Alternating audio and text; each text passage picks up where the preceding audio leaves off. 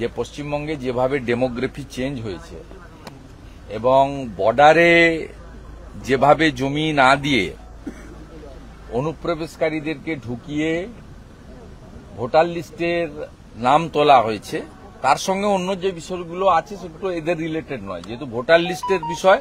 এবং গত কয়েকদিন ধরে বেঙ্গল মিডিয়া, পোর্টাল এবং ন্যাশনাল মিডিয়া এবং ভীষণ অনেকগুলো সোশ্যাল মিডিয়াতে যেভাবে প্রত্যক্ষ প্রমাণ আসছে যে বর্ডারে যেভাবে লাখ লাখ পলায়ন এবং তাদের যে বাইটগুলো আপনারা দেখাচ্ছেন, কেউ বলছে 3 বার ভোট দিয়েছি, কেউ বলছে 2 বার ভোট দিয়েছি, এবং কেউ বলছে আমার খুলনা বাড়ি, কেউ বলছে সাতক্ষীরা বাড়ি, কেউ বলছে রাজশাহী বাড়ি, কেউ বলছে চাঁপাই নবাবগঞ্জ বাড়ি, কেউ বলছে দিনাজপুর বাড়ি, কেউ বলছে পঞ্চগড় বাড়ি।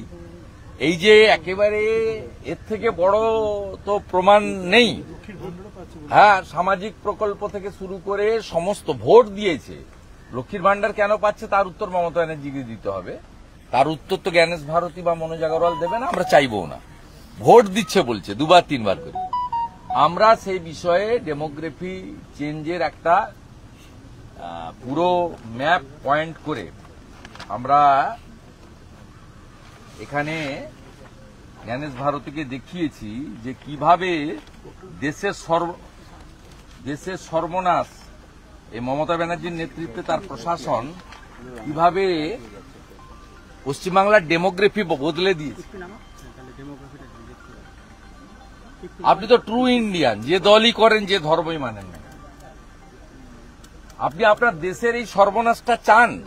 এটা করেছে মমতা বন্দ্যোপাধ্যায় এবং তার প্রশাসন। আমরা বলেছি যে এদের নাম কাটতে হবে, সাথে সাথে হিন্দু শরণার্থী এদের নাম তোলার ব্যবস্থা রাখতে হবে।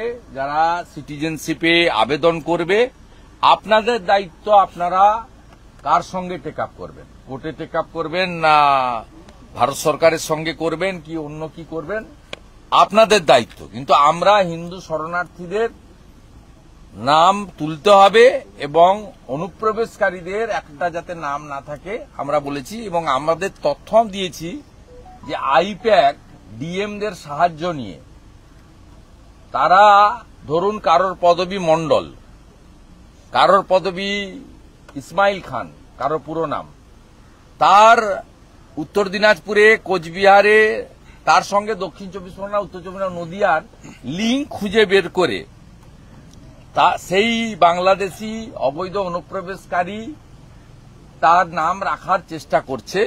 আমরা কিছু তথ্য অভিযোগ সুনির্দিষ্টভাবে দিয়েছি এবং এই কাজে বিএলওদেরকে বাধ্য করছেন একটা শ্রেণীর বিডিও, মানে এইআরও এবং ডিএমরা। 3 জন ডিএম তো পূর্ব মেদিনীপুরের ডিএম, হুগলির ডিএম এবং পূর্ব বর্ধমানের ডিএম, তারা সরাসরি বিএলওদের কাছ থেকে ওটিপি চেয়েছিলেন। বিএলওরা অভিযোগ করেছেন। আমরা বিএলওদের কনফিডেন্সিয়াল অভিযোগ আজকে জ্ঞানেশ ভারতীর হাতে তুলে দিয়ে এসেছি। 3 ডিএম এর বিরুদ্ধে কেন এফআইআর হবে না, আমরা কনফিডেন্সিয়াল, তারা নাম ডিসক্লোজ করতে আমাদের রিকোয়েস্ট না করেছিলেন। পূর্ব মেদিনীপুর, পূর্ব বর্ধমান, হুগলির ডিএম।